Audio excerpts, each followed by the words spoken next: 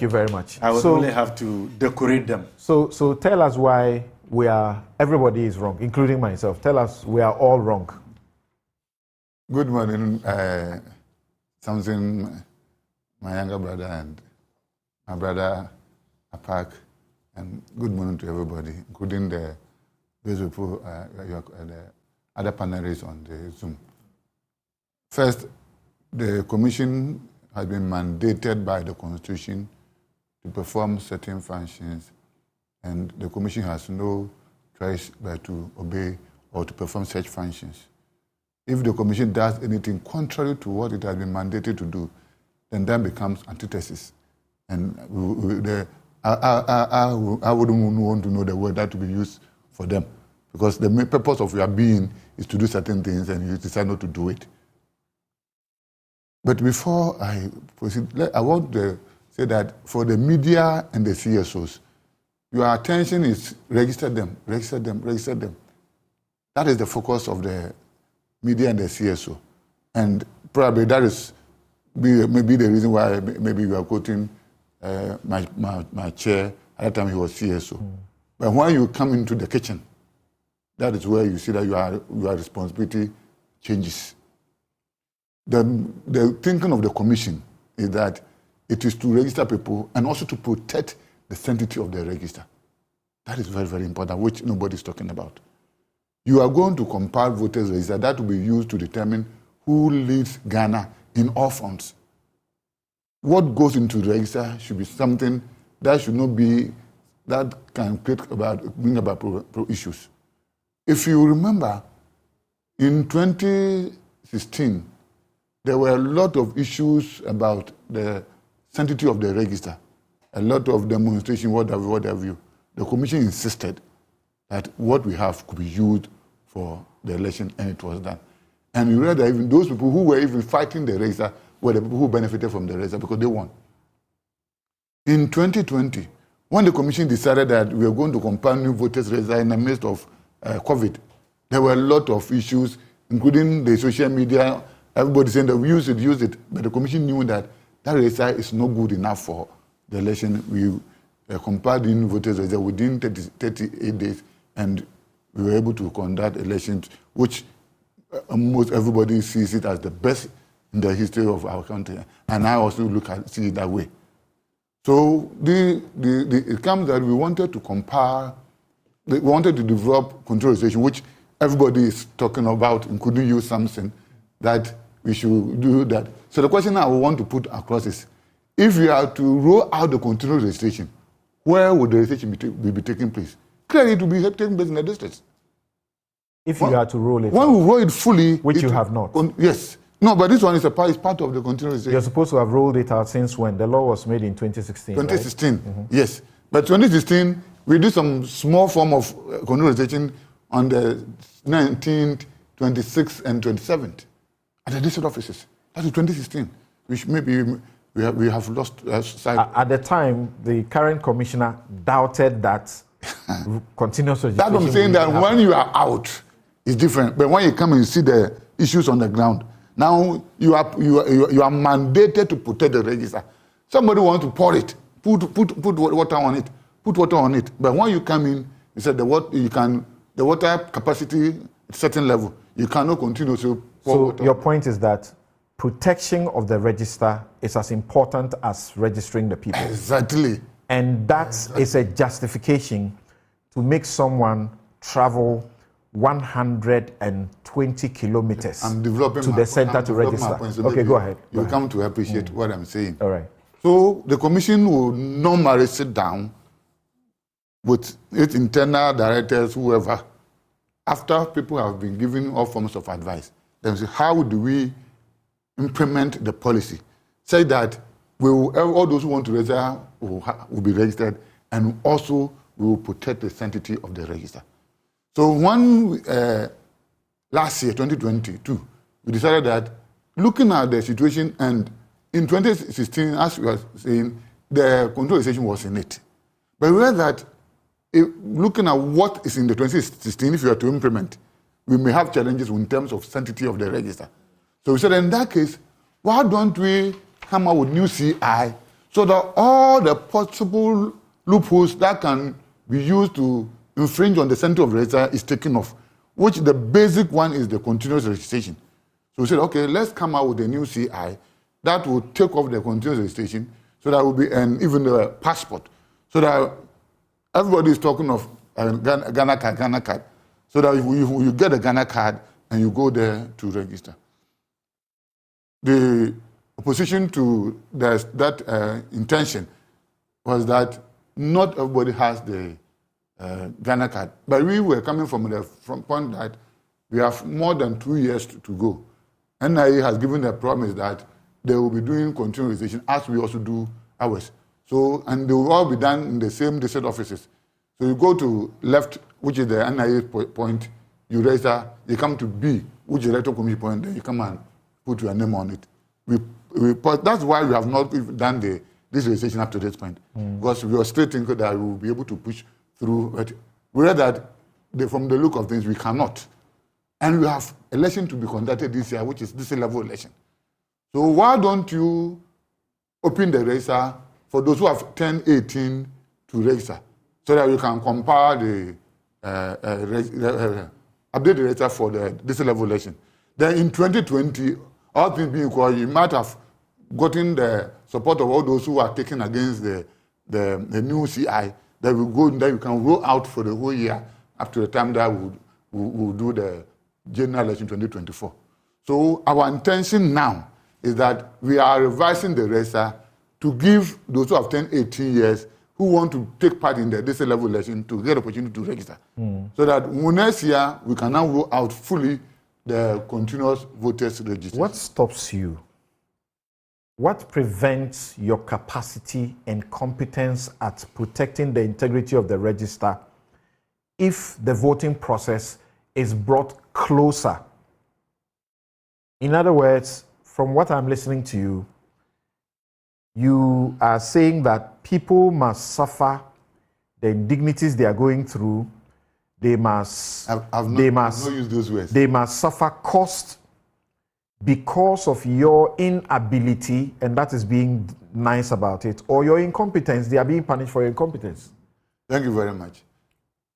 Anybody in the Electoral Commission knows that the farther you are from the district office where you have the main database, the more it is prone to abuse. And I believe you are aware that a lot of people who are already on the register are again going to register. So when you go like that, there are three possible reasons. One, either you are completely ignorant. Okay. That you are already registered, so you are not supposed to register again. Or your intention is to maybe have a new card because you might have lost the card. Or you have relocated, so you want to register so that you will not go to where you registered to vote. Okay. So, and in all these three, there are illegalities. You cannot say that you are a registered voter, you want to register again. And the challenge is that if you do not register online, it means that you may succeed in registering again at wherever you are. Then when the data is now fixed into the database, there will be duplication of the rest. That's why your name will come up. And the challenge which anybody in the document doesn't want is that the moment you do that, you have been blacklisted. You can never vote till the register is disposed of. Till the register is disposed of. Or a court gives judgment on the commission. So you are protecting some voters who are likely to double vote. Exactly. That is one. That is one. But I would say that the more you... Why should it be your job to protect someone who is doing the... Don't forget, I said unlawful ours is to protect the sanctity of the register. And when those things come in, it is our responsibility to clear those things from the register. But the authority under which you are doing this exercise is the CI 91. Is that not so? Yes. And the CI 91 is CI 126. Okay. No, 191, 191. Okay. Sorry. Okay. No, CI 91. CI 91, good. And I refer to Regulation 2. Yes. Regulation 2 is headed Registration Centers and Electoral Areas. Yes. 2.1 says the Electoral Commission shall, that means you have no discretion in it, shall designate registration centers for the purpose of registering voters. So you have to do that. Then it says, may designate any place it considers appropriate as a registration center. Any place it considers appropriate. Yes. But it fetters that any place. That any place is not at large. So the lawmaker comes to say, in designating a place as a registration center, the commission, once again, shall, you have no choice about it, take into consideration, A, the suitability of the place for use as a polling station on election day.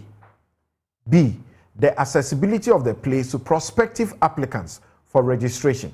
What do you say if many who are complaining say, you are not following this, and this is what you are supposed to follow according to law? If we say a place should be suitable for voting, is that what it is? Yes, for a polling station. If you go to most of our provinces, you see that mosque, a church, and the rest, it doesn't mean that it should be done inside the mosque. So if you're saying you are doing in our district office, if you're doing joy here, in front of joy could be used as a polling station. So any of the district offices could be used as a polling station. Is there a history of using your district offices as a polling station? Whenever we are doing limited registration, we use them. And some of them serve as polling stations. So for the times that you use the district offices, you also use them as polling stations? No, when we do the limited registration, we don't go to polling stations. Okay. We do them at the district. But when you come, you are assigned to your polling station. What do you say? Are not registered and put at the polling station. Okay. At the where you are doing it. Thanks for that explanation. What do you say to those who say they have to carry guarantors from wherever they are, and that even the people at the EC district offices, they are people who live around there, so they can't even help the process? Those who are supposed to help you, the party agents, help you to say, this person doesn't come from here. They can't do that because someone is coming, 80 kilometers away to your center. You see, one, you have a right. You also have a responsibility. We appreciate the concern everybody is putting across. But given the circumstance that we are in, if we want to open it up, go to half a police station, they are committed out. If you look at even 2019, we did it at our district offices, plus some selected, distant or difficult to reach areas. So, like I said, when you do that, you need about 2 months to come and clean the register. You need about 2 months. Yeah, but that's your job. That's not my job. That's why I said give him the job. So you don't punish them for that. No, do you realize that? But for the political parties, busing some of the people, some of them, those people, a good number may be disenfranchised because they can't afford to come to your center. If we talk disenfranchising and whatever, it doesn't come in. Because I will say that this one, we are doing it in a limit form in such a way that we can compare the list for the election. All right. Next year, we are going to roll it out for long, and we will then go to the inaccessible areas and the rest. So it's not that we finish with this, that is the end of registration. We are going to roll the details out in terms of fully rolled out control registration, where we can now identify all the challenges. We are the people on the ground. So you do not intend for this exercise for the 3 weeks to capture all those who have become eligible since 2020? It's not possible. That's not what you are seeking to do. Not possible. So what we are rolling out is that we want to cover as many as we can, and depend on those who can make themselves available. But some of them we may want to contest. So let's take advantage of this. But when we finish with this, next year you roll out more detailed registration, which will cover difficult to access areas and what have you. Okay. So we are not saying that everybody should be registered this time around. No, we are not saying so. This concern that Jean Mensah raised in 2016, is it still applicable today? He said, they may end up voting in a particular constituency which may be far away from where they live.